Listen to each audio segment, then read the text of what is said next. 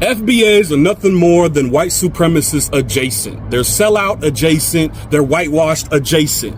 I don't want to hear nothing from no FBA members about them trying to be a part of the conversation. We're going to abstain on this. How on earth could our country abstain with something which could literally wipe our economy out?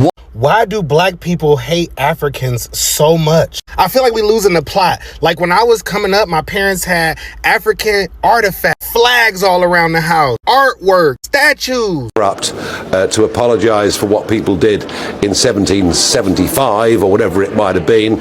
Forget it. The UN has no legitimacy. So some UK politicians are saying that if they pay for reparations, their economy will collapse. Their economy will collapse. Like, it's just funny. And also some African Americans are pissed and they are blasting their fellow African Americans, which is the FBAs, seriously, because what they are doing and trying to bring division within the community is so bad. And to the FBAs, I have a video of the Foreign Affairs Minister of Ghana who is giving clarity on what you think the government or the president of Ghana went to the United Nations to seek for reparations for Africans. No, it is actually for you guys. But I don't want to talk plenty. Let's go into the video. Don't forget to like, don't forget to subscribe. What is incredible about this is that reparation would, at the low end, would cost us billions. At the middle would cost us trillions. And at the top end would cost us probably the entire economy as GDP. And yet we have the UK's representative not say, this is ridiculous. All bad things have happened in the past. We can't have actions every time something wrong has happened on our watch. Instead of that, they say, actually, not a bad point. I tell you what we're going to do. We're going to abstain on this. How on earth could our country abstain with something which could literally wipe our economy out? Why haven't we got a prime minister or a foreign secretary or a permanent secretary of the Foreign Office stand up and say, we are not abstaining on this issue? It is completely wrong. We are fighting for our people. We are not paying one penny. We are voting against. Who made that decision? Please, was it you, Yvette Cooper? Was it you, Starmer? Was it you? I don't know who it could be. Who could possibly have said we should abstain on an important issue which would affect? Don't worry about what's happening in Iran. This will be 1,000 Irans, right? So please, would somebody from the Labour Party explain to me how such a decision was made? The United Nations has voted for the United Kingdom to pay trillions of pounds in slavery reparations for the slave trade. Is it time to defund the United Nations? Yeah. Look, it was a UN court that gave an advisory judgment to give away the Chagos Islands. It is now the United Nations telling us we should go bankrupt to apologise for what people did in 1775 or whatever it might have been. Forget it. The UN has no legitimacy over this country whatsoever. If you add to that other elements like the World Health Organization, which I don't believe we should be a part of at all, frankly, we're being kicked in the teeth repeatedly by the United Nations, treated abusively. We shouldn't be giving them money. It's quite simple. And I shall now take your questions.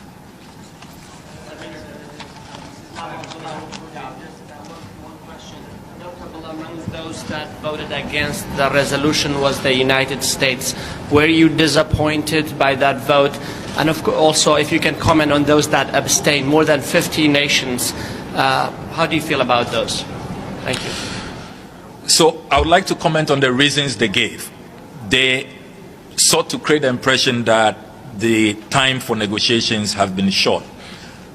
The President of Ghana served notice last year in September when he delivered his address at the 80th session of the General Assembly. Immediately thereafter, we put together a broad-based coalition, including experts, academics, researchers, historians from all regions of the world. And we commenced negotiations.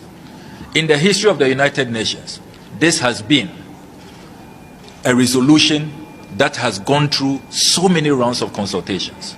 And even the duration for this consultation, each consultation, the standard practice at the UN is that it takes 1.5 hours. We allocated 3 hours, twice the time, and had multiple rounds of negotiations. So there are some that to us, it is clear that even if we gave them 50 years, they would say that the time is not enough. But we can no longer wait. September, we will be commemorating 100 years since the last slavery was abolished. 100 years. And yet there has been no justice. A whole century.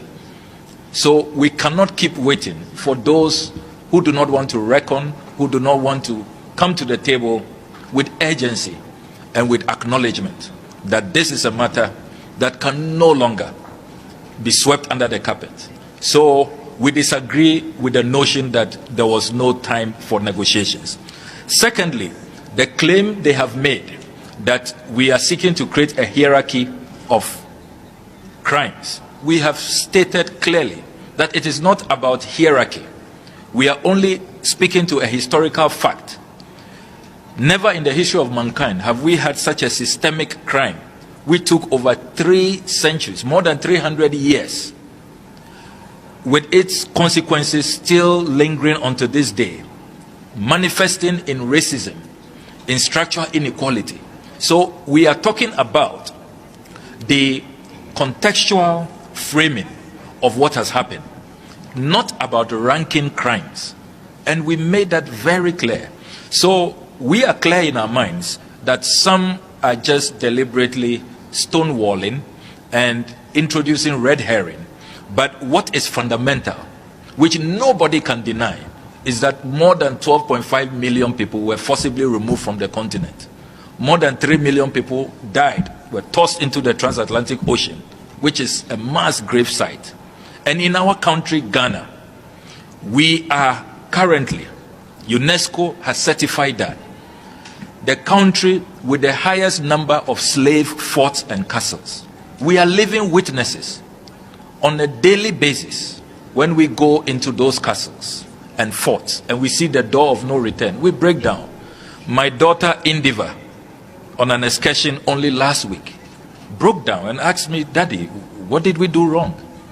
And why has there been no justice?" I had no answers for my 14-year-old daughter.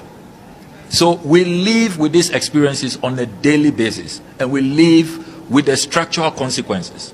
And that is what this is about. All those other matters about ranking, about time, about more space for negotiations, we believe that they are just red herrings, and it is not a demonstration of good faith so far as the pursuit of justice in this matter is concerned. One of the key reasons raised by the United States for which reason they are abstaining is the lack of clarity on who is the recipient of the reparatory justice. What is your response to that? That is surprising because we have, in this resolution, talked about frameworks which will put in place that will take care of the consequences. We all know that the consequences of the transatlantic slave trade has been the lack of opportunity, discrimination, the degradation of people of color. So we have said, let's have frameworks that will serve as endowment funds to support education, to support empowerment, to support skills training, capital for entrepreneurs, and all of that. And we have made clear that African leaders or Caribbean leaders are not looking for money. It goes against our conscience to seek to profit from this. We don't want any payments made to us directly. We are talking about courses to deal with the structural inequalities. And we are also talking about the return of artifacts to the continent. It's all in the resolution. There are thousands of artifacts from Egypt all the way to the Ashanti Kingdom in Ghana. Those artifacts should not be returned on piecemeal as and when those who are in custody of those artifacts are in a good mood. So we have outlined what must be done and to whom these redress should be addressed to. So again, it is totally wrong for a claim to be made that there is no clarity about who benefits from reparatory justice. Okay. Congratulations on Thank the you. overwhelming victory in the General Assembly. I know you're busy, so I'll make it quick. What message does this resolution, this draft that has now been adopted, send to other people outside Africa right now that are fighting for reparatory justice? This resolution sends a very clear message that the international community would no longer tolerate impunity, that the international community stands for justice, that the international community and our multilateral system we have erected, no matter how long it takes, the day of reckoning will come. And so all of us as leaders should be mindful of our actions and our policies, that once we violate the rights of others, once we engage in impunity, in acts of injustice, the day of reckoning will come. To me, that is a very, very profound message that the UN is sending to the world today. Let me take the last one. Stefan Vaccaro in New York. Did you have, in this process, did you have any contact with African American leaders here in this country, especially in Congress? Did you have any contact? Yes, we did. We did. I personally met with the Congressional Black Caucus. I met with the NAACP. I met with the NAN of which is led by Reverend Al Sharpton, and I am delighted to note that following our meetings, they all publicly endorsed this draft resolution. The Congressional Black Caucus actually wrote to the U.S. ambassador here to make sure that he votes in favor of this resolution. I'm sure he's really in trouble with the Congressional Black Caucus, 62 congressmen who urged him to vote positively, and he's defied them. I don't want to be in his shoes today.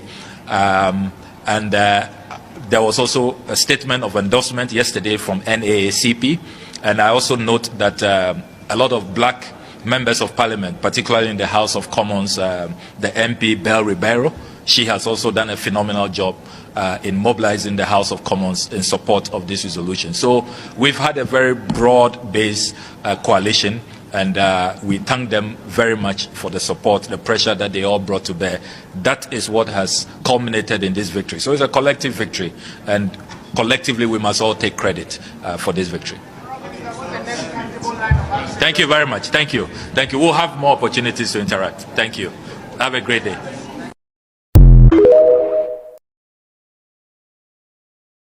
FBAs are nothing more than white supremacists adjacent. They're sellout adjacent. They're whitewashed adjacent. I don't want to hear nothing from no FBA members about them trying to be a part of the conversation as it pertains to that UN meeting with Ghana bringing the transatlantic slave trade to the conversation and trying to get us reparations, which, by the way, thank you to Ghana, thank you to all of Africa. But you fucking FBA bitches sit up here and you focus and you obsess over dividing up melanated people. It don't matter whether they in America or whether they in Africa. I don't want to hear no motherfucking FBA bitch sitting up here trying to be included into something you say you not. You not African, right? That's what y'all say. You ain't from Africa at all. That's what y'all say, right? So then it shouldn't be no FBA member sitting up here trying to be a part of the reparations conversation, because if you track it back, if you know your history, if you did any level of real motherfucking research beyond what your punk ass, dumb ass grandma told you, you would know that that conversation would have to start in Africa. And if that wasn't the case, why ain't none of you FBA bitches did exactly what Ghana did? You know why it's important for Africa and African Americans to unite? The same motherfucking country that you FBA hoes would have to go talk to, the same motherfucking country that's causing all the harm to this damn community, the same motherfucking country that is happy about the conditions that every melanated person is in today, is the same country that voted against reparations while China, Russia, while everybody in the motherfucking world voted for it, except for United States and Israel and Argentina and a couple other places. What I want, all you FBA bitches, stop following me, Get the fuck off my page. Stop getting down in my motherfucking comments trying to recruit me into your punk ass white supremacist ass movement. I don't want to be a part of nothing you got going on. I don't want y'all following me. I keep saying this. I've said it time and time and time fucking again. And y'all keep following me. Y'all keep getting in my comments trying to recruit me into your punk ass sellout adjacent ass bullshit. The answer is no, bitch. You will forever run on a treadmill. You will forever run in place because your punk ass can't focus on that European reject. Your punk ass can't focus on any real progress. The only thing your punk ass does is sit up here and divide melanated people. But guess what, dumb motherfucker? Since you motherfucker, I know you motherfuckers remedial in the brain. You can't understand common motherfucking plain English. Guess who your movement helps above everybody else? That European reject. That European reject benefits off of the division between Africans and African Americans. That European reject benefits off of the division between black people and Latinos. The European reject benefits off all of this bickering we doing. But it's funny to me, it's hilarious even, that you punk motherfuckers can't focus on that European reject for nothing. But you sitting up here and you telling Africans to go back to Africa. You telling Africans they African booty scratchers. You got all of these slurs that are just like the goddamn racists got. You got all of these terms for people. You got all of this shit to say. But your ass ain't got a nail solution. Your ass ain't made no progress. Your ass ain't did shit other than divide us more. So since your punk ass, since your weak ass ain't African, since your weak ass ain't from Africa, we should not be talking to you. We should not be hearing you on anything regarding the pro-black conversation, on anything regarding any progress the black community needs to make, on anything that has anything to do with reparations, because your punk ass is counterproductive to the forward momentum of black people globally. Why do black people hate Africans so much? I feel like we losing the plot. Like when I was coming up, my parents had African artifacts, flags all around the house, artwork, statues. The walls were covered. And this girl gonna jump in my comments to my, if you did your research, you would find out like,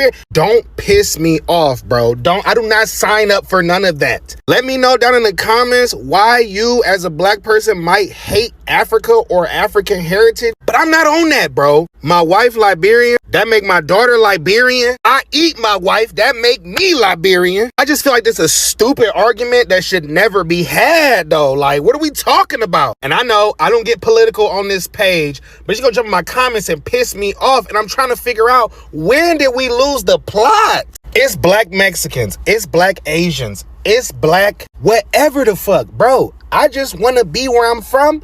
I'm from Liberia. I said it. I don't give a fuck what nobody say. I don't give a fuck about. So the president of Ghana is coming down here. I believe he's the president of Ghana. Either or, he coming down here to do a ceremony on the behalf of the indigenous slaves that have died, I guess. And to talk about reparations, or to get his hands on that reparation money. And the black Americans are pissed off. They are pissed off. And here's the thing. I don't think black Americans are realizing what is going on in the world of Africa. And how America is like chickening right now to Africa. It's the reason why these African countries are getting back all their artifacts and all like their indigenous slave dead bodies from Europe right now. And I'm not gonna say Africa, I'm gonna say Nigeria, Mali, Ethiopia, Ghana, and Senegal and Benin. Like, they're the leading countries in Africa right now that are getting all their artifacts and stuff returned right now. Either or, these African countries have been on these Europeans' neck, and they have been having the help of China and Russia, whatever the case be. China and Russia haven't really been giving America a good time. So what America has been doing, they have been literally like, oh my God, Africa, please don't do this. Please don't do this, Africa. You know what we're gonna do? We're gonna give you all some reparations. That's what you guys want, right? Just a little bit of reparations. And that's what's happening. So, and here's the thing. Black Americans ain't wrong for being mad, because Ghana and Nigeria is definitely gonna get some of that money. They're gonna get it. They're gonna get it. Either or, what these African countries are doing is that they're pressing the mother of the situation, and the mother is submitting to the situation. And now they trying to get money from the baby. And they gonna get it. They gonna get it. But this is all due to the help of China and Russia backing up these African countries. That's the reason why Russia is out here showing us all the black pictures in the Bibles and the old ancient Bibles that they've been hiding all this time. That's why. The scary thing about this whole thing is that China and Russia can literally do exactly what the Portuguese and the Spanish did, and what the British and the French did, and what the Dutch did to Africa, because there has been a history of it. This has been happening for centuries.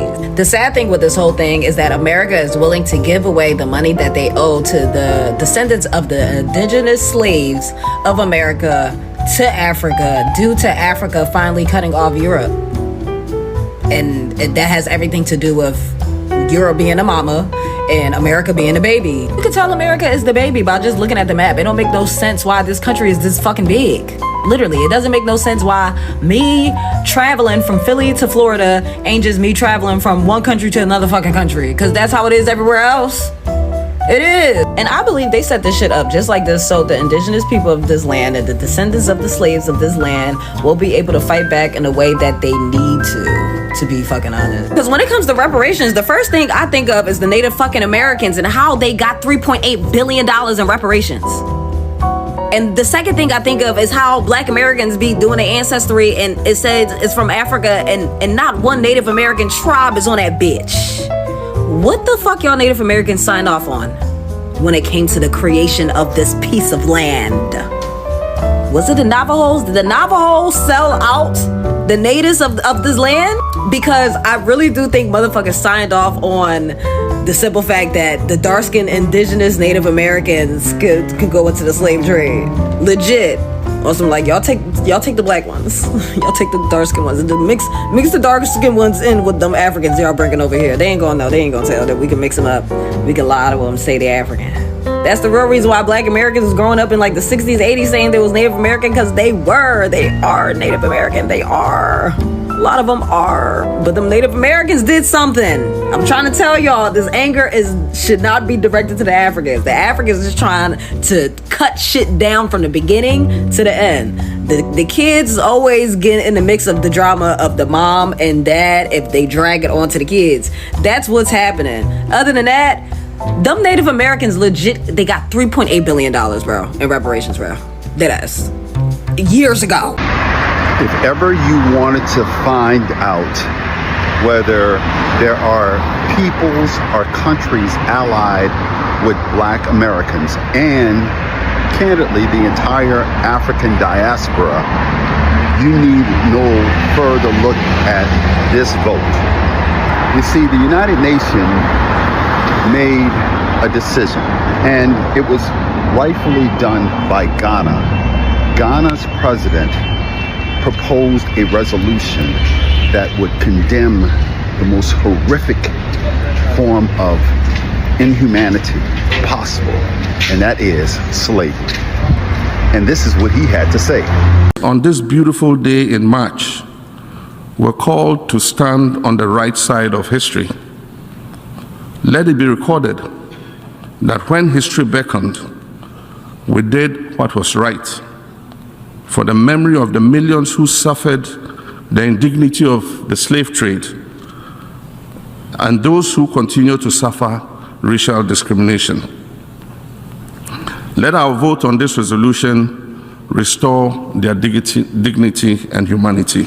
In favor, 123, against 3, abstentions 52. Therefore, draft resolution A/80/L48 is adopted. So while the resolution passed, and I'm happy that it did, I would like you to pay attention to 3 specific things. Number 1, let's look at the countries that voted for the resolution. Let's look at the countries that voted against the resolution. 3 countries in particular: Argentina, the United States, and Israel. And then over 50 countries that abstained from voting for this resolution. Now, what's interesting is that we're going to war with Iran But Iran voted for the resolution. And other countries who are supposedly our enemies, they voted for the resolution. The three countries that voted against the resolution, Argentina, I don't give a fuck about what they are and who they are. They will never get my support, and candidly, they have demonstrated their racism. The United States, obvious, but Israel,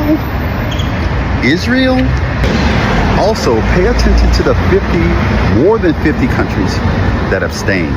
These are countries that want our allyship. So this vote does two things for me. It provides a clear record of who our friends are and who our enemies are. And honestly, it does a third thing. It shows who is lukewarm, who really don't care about us.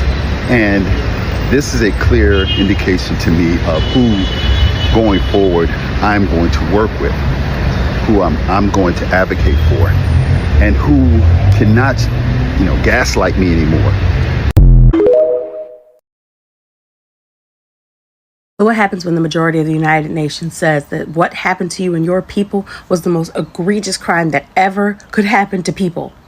But then the people who are responsible for it either abstain from voting entirely or vote against that resolution, because that's what happened in the General Assembly of the United Nations. The country of Ghana, and shout out to Ghana, brought forth a resolution declaring the trafficking of African people, and I quote, the gravest crime against humanity. It also called for reparations as, quote, a concrete step towards remedying historical wrongs. It also called for the, quote, prompt and unhindered restitution of items important to culture, i.e., give me my stuff back from the museums. Those things being artifacts, artwork, documents, archives, and monuments. They want their stuff back, and they want acknowledgement of the historical harm that has been done. Now, of the 193 representatives that were present during this vote, 123 voted yes. 52 abstained from voting.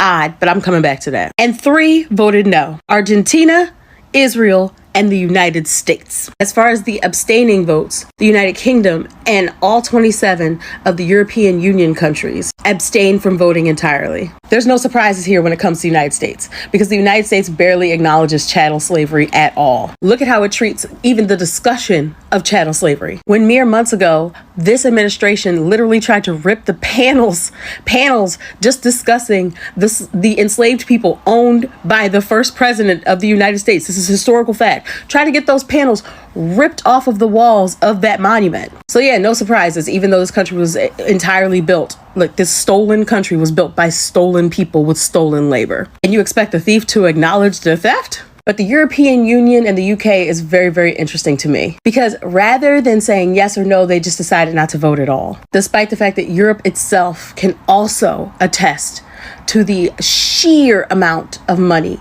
made off of the backs of enslaved peoples. Anywho, congratulations to Ghana. Thank you to all of the nations who actually stood up and said the right thing, that this atrocity that happened over many centuries to millions of people that westernized nations too often ignore for their own benefit was one of the most egregious things to ever have happened to people. Now, while this resolution is not legally binding, it is a reflection of the world's opinion.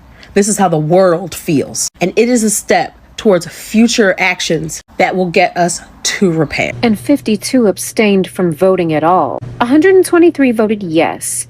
3 voted no. The United States of America is not real, and Argentina. Are we shocked? No. But let's talk about that 52. The UK and all EU nations abstained from voting on the resolution introduced by Ghana to recognize the transatlantic slave trade as the gravest crimes against humanity in recorded history, and to advocate for reparations of the descendants. For the descendants. And that silence is really loud, because these are the countries that ran the transatlantic slave trade.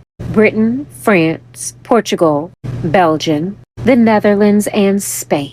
They built colonial empires on it. When asked to formally call it crimes against humanity, they said nothing. They said, we ain't gonna vote no, but we sure as hell ain't voting yes. Baby, that ain't neutral, that's a choice. See, the U.S. is not real, and Argentina took a very aggressive position and said, hell no, we ain't voting for that. We reject this resolution. They said it wasn't a crime at the time, so we don't owe y'all shit. But see, them 52 countries, by them not voting, that's calculated distancing. They said, well, we're not going to vote to block it, but we don't claim that either. See, on the one hand, they want the resolution to pass so that they don't get blamed for killing it. But on the other hand, they don't want to be on the record for legally or morally agreeing that reparations are due. So 123 countries voted yes. 3 had the audacity to vote no. And 52 of the historically responsible nations, countries on Earth decided, we're just going to slide on out the room. Because see, as long as your name's not on the record, nobody can point to you and say, see, you admitted it. Because admission is the first step towards accountability, and accountability is the first step towards reparation. Now, I do agree that we can't sit over here and spread hatred amongst our own. But we can't sit up here and pretend like slavery is not still happening in Africa today. We know what the blood diamond situation, it is Africans oppressing Africans. So one second. So can we be a little bit more specific? So when you say that slavery is still happening in Africa today, can you either name a specific country? So we could just be more specific so we can all address that particular. Well, I know for one example is Congo. Okay, so are you saying that Congolese people themselves are enslaving themselves? I'm saying that we know for a fact that all over Africa, it is other Africans that are oppressing Africans. Right, but my question is, you said it's Congo. So when people say free Congo, are you assuming that it is the Congolese? No, that's not what I'm referring to. What I'm referring to is the what is that? The natural resources that come from Africa. For example, knowing Congo is one of them. Those resources have to be mined. Congo is my question. That's what I'm just trying to get to. Like, who are you saying are enslaving the people in Congo, and who is benefiting from what's happening in the Congo? Well, it's just like everywhere else, right? You have a few people at the top. It's not just like everywhere else. Congo. Are you asking me to name names or something? I don't understand. Yeah, because the story of the Congo is very, very specific. So I want, can we? You asked me to an example of where slavery is still happening. Right. I'm just saying the Congo is an example of such place. Slavery is a two-sided thing. If there are slaves, there's somebody enslaving them. So I'm asking, who is enslaving them? Once again, from what I know, they're doing it to their own. Just like the same problems that they have in Nigeria and other places, it's their own. Now, the Israelites have been saying this for decades, even centuries. Watch this. UN passes resolution naming slave trade the gravest crime against humanity. Ain't that interesting? Now that y'all see that the so-called Jew and the so-called white man is wreaking havoc all over the world, now all of a sudden y'all can realize that what was done to over 100 million so-called African Americans is really the greatest crime ever. But guess what? The Bible backs it up too. Watch this. This is Daniel chapter 9 and verse 12. And he hath confirmed his words which he spake against us and against our judges that he judged us, by bringing upon us, the Israelites, a great evil. For under the whole heaven have not done as it have been done upon Jerusalem. So now history confirms what the Bible has already said. Ghana just did something that was absolutely necessary. They went to the UN and said that the transatlantic slave trade was the gravest crime against humanity.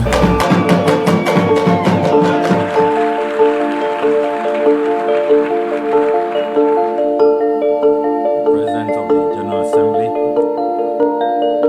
Your Excellencies.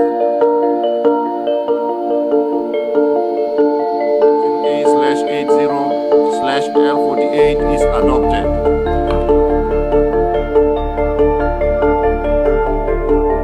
This was a brave move by the president because he said that the transatlantic slave trade has affected over 12.5 million Africans and that were displaced, that were taken away and brought into new land. Because the consequences of slavery are that we're still facing disparities right here in the West at the transatlantic slave trade. So it was a very brave initiative, and I'm very proud that he was able to do that and let it be known that it was the greatest crime against humanity ever. You see, it's funny the way people who are, so even the UK abstaining and no voting has become an issue within UK politics, that why did that representative did not vote against it but rather abstained. and they are talking about if they know the money is huge, and if it goes to the extent of they paying for reparations, their economy is going to collapse. You see them, see these people, and we are saying they love us, they like us, we smile at them like bro. And to the FBAs, listen, I don't know. Listen, the government of Ghana never went to the United Nations to do all this for themselves. No, it is for everyone. It is for every black person on this continent and also outside the continent of Africa. Because listen, when it comes to seeking for reparations for the enslaved, they stated it clearly. I'm very sure you heard the Foreign Affairs Minister saying that they are not taking that money for themselves, but to create kind of a fund that will support black Americans or enslaved blacks, their descendants, so that if it is business, it is school, it is whatever, so that fund will do what? Bring black people to the same level as the white. You understand? It's not something that they are seeking for themselves. Never. Because we know definitely we were not part of it. Why would the government do something like that? And this is backed by all 54 African countries and also the Caribbeans. And even you guys were saying, oh, they did not consult anyone, like any black American. Listen, your leaders, the black American movement or the communities that you have in the US, the leaders are parts. They were at the United Nations. So don't get confused about some of these things that they are doing. They are actually doing it for you guys. We should stop the hate and the divisions that we are spreading all over the internet. It's not helping. Thank you so much for watching.